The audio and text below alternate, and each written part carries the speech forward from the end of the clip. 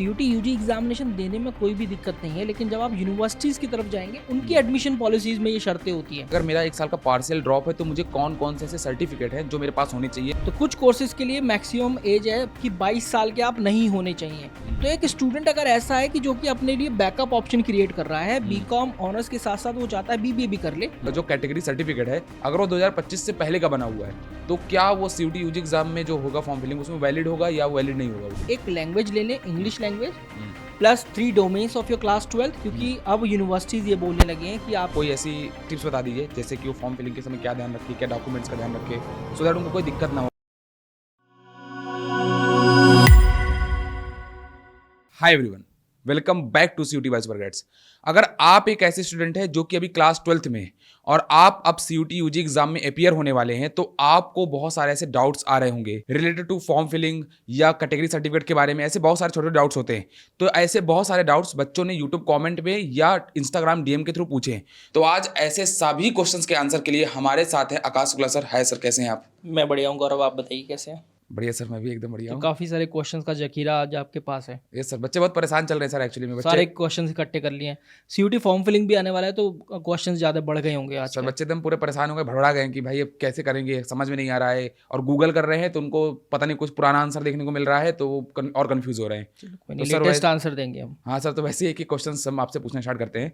तो पहला एक सर बच्चे का डाउट था, उसने पूछा था हमसे यूट्यूब कमेंट में कि अगर उसका जो कैटेगरी सर्टिफिकेट है अगर वो 2025 से पहले का बना हुआ है तो क्या वो सीयूटी यूजी एग्जाम में जो होगा फॉर्म फिलिंग उसमें वैलिड होगा या वैलिड नहीं होगा वो? बच्चे ने क्वेश्चन काफ़ी बहुत सही पूछा हुआ है, क्योंकि कैटेगरी सर्टिफिकेट को लेकर बहुत सारे कन्फ्यूजन है।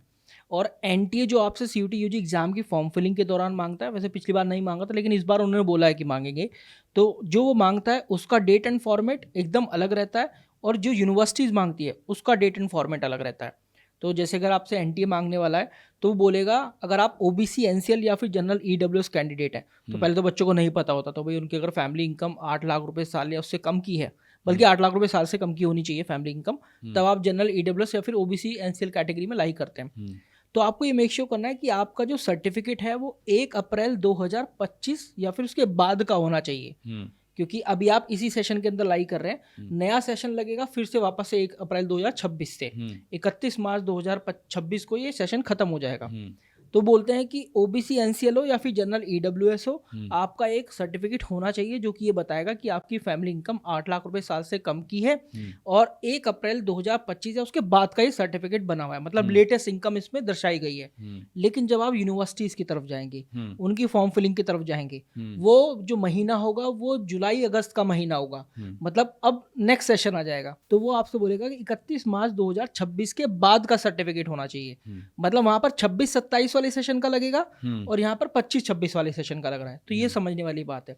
बाकी एससी एसटी या फिर पीडब्ल्यूबीडी वाले जो कैंडिडेट हैं उनके जो गवर्नमेंट नॉर्म्स के हिसाब से सर्टिफिकेट होते हैं वही चल जाएंगे।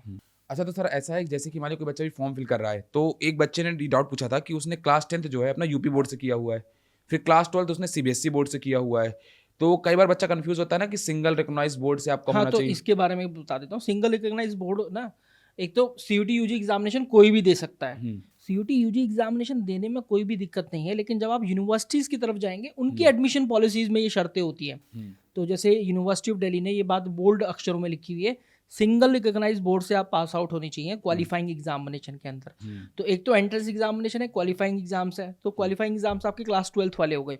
तो वहाँ पर सिंगल रिकॉग्नाइज बोर्ड का मतलब ये है कि आपके पास अगर 5 सब्जेक्ट टेस्ट है, हो सकता है कि आपने पांचों सब्जेक्ट टेस्ट जो हैं सीयूटी उसके, हो सकता है कि पांचों सब्जेक्ट टेस्ट क्लास 12th के आपने रेगुलर दिए हैं, लेकिन आपने कोई कोशिश करी है कि एक मैथमेटिक्स में अलग से भी ले लूँ, है ना, या प्राइवेट बोर्ड से कर लूँ, ऐसा बच्चे कर लेते हैं, तो वो मान्य नहीं होगा। सिंगल रिकॉग्नाइज बोर्ड वाले जो सब्जेक्ट्स हैं वो जो क्लास 12th का मार्कशीट है वही वैलिड होगा। और ऐसा भी ना हो कि आपने 3 तो रेगुलर कर लिए, 2 प्राइवेट कर लिए, तो ये नहीं होना चाहिए। तो ये है सिंगल रिकॉग्नाइज बोर्ड का मतलब। आई होप बच्चों को समझ में आ गया होगा इसके बारे में। तो सर जैसे कि एक बच्चा है, उसने अभी क्या हुआ है, उसने 1 साल का पार्शियल ड्रॉप लिया हुआ है। तो वो ये पूछ रहा है कि अगर मेरा 1 साल का पार्शियल ड्रॉप है तो मुझे कौन-कौन से ऐसे सर्टिफिकेट हैं जो मेरे पास होने चाहिए सो दैट मुझे कोई प्रॉब्लम नहीं है।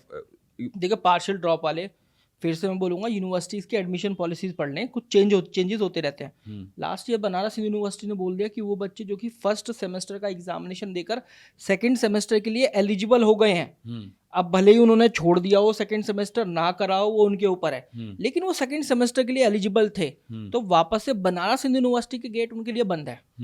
ठीक है, लेकिन अगर वो ऐसा है कि फर्स्ट सेमेस्टर में फेल हो गए, सेकंड सेमेस्टर के लिए एलिजिबल नहीं है, तब वो वापस से बनारस हिंदू यूनिवर्सिटी का दरवाजा खटखटा सकते हैं सीयूटी यूजी एग्जाम के बाद। तो इस तरह का पार्शियल ड्रॉप भी बच्चे लेते हैं। लेकिन अगर बच्चा ड्रॉपर है तो कुछ यूनिवर्सिटी आपसे मांगती है कि आपने ड्रॉप क्यों लिया है, उसका एक सर्टिफिकेट होता है, सर्टिफिकेट बन जाएगा, किसी भी नोटरी वाले के पास चले जाना, बना कर दे देंगे।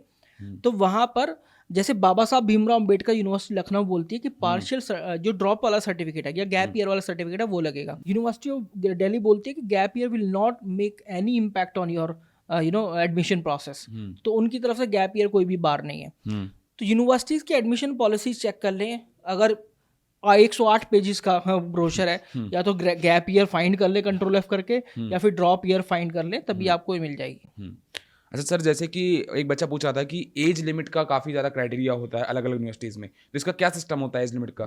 देखो, एज लिमिट कई जगह काम आती है, कई जगह कोर्स वाइज होती है। जैसे बनारस हिंदू यूनिवर्सिटी की बात करें वापस से, तो कुछ कोर्सेज के लिए मैक्सिमम एज है कि 22 साल के आप नहीं होने चाहिए। कुछ कोर्सेज के लिए ऐसी एज है कि 23 साल के नहीं होनी चाहिए, मतलब 23 से कम, कुछ कोर्सेज के लिए 22 से कम, और 18 से 22 कुछ ऐसा उन्होंने दिया है, या 17 से 22। तो यूनिवर्सिटीज़ के जब एलिजिबिलिटी क्राइटेरिया में आप देखेंगे कोर्सेज के, तब पता चलेगा। कुछ एज जो क्राइटेरिया वहाँ भी काम आता है जब आप टाई ब्रेकिंग रूल के अंदर फंस जाते हैं, तो वो बोलते हैं कि बेस्ट ऑफ 3 उठा लेंगे, वो भी बराबर है, तो बेस्ट ऑफ 4 उठा लेंगे, वो भी बराबर, बेस्ट ऑफ 5 उठा लेंगे। फिर हम देखेंगे कि जो क्लास 10th है उसके परसेंटेज मार्क्स किसके ज़्यादा हैं, तब भी बराबर है, तब हम एक उम्रदराज जो कैंडिडेट होगा जिसकी उम्र ज़्यादा होगी उसको जगह देंगे। तो यहाँ भी एक एज वाला फैक्टर आ जाता है। Otherwise most of the courses and most of the universities के लिए एज का इतना बड़ा क्राइटेरिया नहीं है। सर अच्छा, जैसे कि मान लीजिए कोई बच्चा है जिसको अभी तो स्टार्ट होगी फॉर्म फिलिंग, तो बच्चा कंफ्यूज है सब्जेक्ट टेस्ट कैसे इसको चूज करना चाहिए, तो आप कुछ ऐसा बताइए जिससे बच्चा इजीली चूज कर पाए। देखो, एनटीए आपसे बोलता है कि हम 37 सब्जेक्ट टेस्ट के अंदर सीयूटी यूजी एग्जाम कराने वाले हैं, और उनमें से आपको मैक्सिमम 5 सब्जेक्ट टेस्ट चूज करने हैं। अब बच्चों को ये समझना है कि यार ये एक ऑड नंबर 5 क्यों बोला, 4 क्यों नहीं बोला, 6 क्यों नहीं बोला। तो देखो, 4 बोलेगा तो फिर आप 3 डोमेन, एक इंग्लिश ले लेंगे, गैट नहीं ले पाएंगे, क्योंकि मैक्सिमम कोर्सेज के लिए यूनिवर्सिटी ऑफ दिल्ली में 3 डोमेन और एक लैंग्वेज चाहिए, बट फ्लैगशिप प्रोग्राम के लिए गैट भी चाहिए। ये बीकॉम ऑनर्स के लिए यूनिवर्सिटी ऑफ दिल्ली में गैट नहीं चाहिए, लेकिन बीकॉम ऑनर्स बनारस यूनिवर्सिटी में गैट चाहिए। देवी अहिल्या विश्वविद्यालय इंदौर बीकॉम ऑनर्स गैट चाहिए, बीबीए के लिए गैट चाहिए। तो एक स्टूडेंट अगर ऐसा है कि जो कि अपने लिए बैकअप ऑप्शन क्रिएट कर रहा है, बीकॉम ऑनर्स के साथ साथ वो चाहता है बीबीए भी कर ले, उसको गैट लेना पड़ेगा। उसको बैकअप यूनिवर्सिटीज क्रिएट करनी है, उसको गैट लेना पड़ेगा। तो इस वजह से जो एनटीए ने थोड़ा सोच समझ के ये डिसाइड किया है कि आप एक लैंग्वेज ले लें, English language, plus 3 domains of your class 12th, क्योंकि अब यूनिवर्सिटीज ये बोलने लगे हैं कि आपके क्लास 12th में ये डोमेन पढ़ा होना चाहिए। बनारस हिंदू यूनिवर्सिटी, दिल्ली यूनिवर्सिटी तो साफ साफ बोल ही देती है। फिर उसके बाद एक जनरल एप्टीट्यूड टेस्ट, ये सब्जेक्ट टेस्ट का चुनाव करना है। अब देखते हैं कि यूनिवर्सिटी चूज करने का ऑप्शन इस बार देता है, एनटीए नहीं देता है। लास्ट ईयर नहीं दिया था, लेकिन कुछ चीजें इस बार वापस से वो दोहराएगा, जैसे कि जो कि उसने 2024 में करी थी, 25 में नहीं, 2024 में सर्टिफिकेट मांगे थे, लेकिन इस बार भी वो सर्टिफिकेट मांगने वाला है, ऐसा उसने बोला है। तो अगर यूनिवर्सिटीज का भी चुनाव करने के लिए बोलेगा तो 5-6 यूनिवर्सिटी तो कम से कम, मैं तो कहता हूँ 20 यूनिवर्सिटी फिल कर आओ, पर 5-6 तो कम से कम प्रायोरिटी पर रखो ही रखो। अच्छा सर, जैसे कि मान लीजिए फॉर्म फिलिंग आने वाली है, तो आप स्टूडेंट्स को कोई ऐसी टिप्स बता दीजिए, जैसे कि वो फॉर्म फिलिंग के समय क्या ध्यान रखे, क्या डॉक्यूमेंट्स का ध्यान रखे, सो दैट उनको कोई दिक्कत ना हो बाद में। नहीं, बाद में बहुत हौच पौच हो जाता है। बिल्कुल सही बात है, बहुत दिक्कत होती है। फिर बच्चे पूछते हैं कि सर एक ऐसा वीडियो डाल दो जहाँ पर उस वीडियो का टाइटल हो कि रॉन्गली फिल्ड सीयूटी फॉर्म, तो क्या करें। तो ऐसा होता है। तो देखो, सबसे पहले तो it's not a first come और फर्स्ट सर्व पॉलिसी। जैसे सीयूटी का फॉर्म फिलिंग अनाउंस हो जाता है, बहुत जल्दी में फॉर्म फिल नहीं करना है, वेट फॉर एटलीस्ट 7 और 10 डेज। आप देखेंगे वहां पर यूनिवर्सिटीज ऐड हो रही हैं और हट रही हैं, ऐड हो रही हैं, हट रही हैं। देखोगे कि पहले दिन बनारस यूनिवर्सिटी गायब है, इतनी बड़ी यूनिवर्सिटी, यूनिवर्सिटी ऑफ दिल्ली नहीं दिख रहा है, ना फॉर्म फिलिंग में दिख रहा है। तो पहले कुछ वेट करना है, कुछ दिनों का, एटलीस्ट 7 या 8 दिन का वेट करना है। हम बता देंगे यूट्यूब चैनल के जरिए कि भाई आपको इस दिन फॉर्म फिल करना शुरू करना है। इसके अलावा जो भी डॉक्यूमेंट्स है ना, वो अपने तैयार कर लो। ये मेक श्योर करेंगे बच्चे कि जो भी फोटो खींचें या जो भी स्कैन करें डॉक्यूमेंट्स का, उसमें हर एक चीज़ ना बहुत ठीक से विजिबल हो। अगर विजिबल नहीं होगी, धुंधला होगा कहीं भी कुछ, तो बहुत दिक्कत हो जाएगी एनटीए को स्कैन करने में, क्योंकि वहाँ भी सब एआई जैसा सिस्टम ही लगा हुआ है। अगर नहीं हो पाएगा स्कैन तो कैंडिडेचर ही रिजेक्ट हो जाएगा, मतलब वो पहचान ही नहीं पाएगा कि ये गौरव है या आकाश है, कौन है ना। तो ये बात जरूर मेक श्योर करनी है।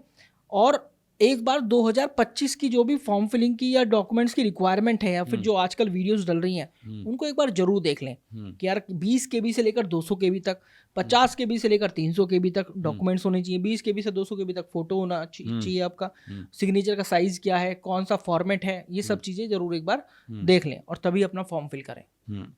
सो आई रियली होप सो कि आपके जो डाउट्स थे काफ़ी हद तक सॉल्व हो गए होंगे। अब बाकी तो सर बच्चों को प्रॉब्लम तो आती ही रहेगी, उसमें तो कोई बड़ी बात नहीं है। आप जितनी भी प्रॉब्लम्स आ रही है, जो भी आपके डाउट्स आ रहे हैं, आप कमेंट सेक्शन में पूछ सकते हैं। और मिलते हैं सर किसी और नेक्स्ट ऐसे ही एपिसोड में, जहाँ पर और ऐसा डिस्कशन करेंगे फॉर्म फिलिंग से रिलेटेड। बाकी आप इस चैनल को सब्सक्राइब कर लीजिएगा ऐसे इन्फॉर्मेटिव वीडियोज़ के लिए। Thank you so much.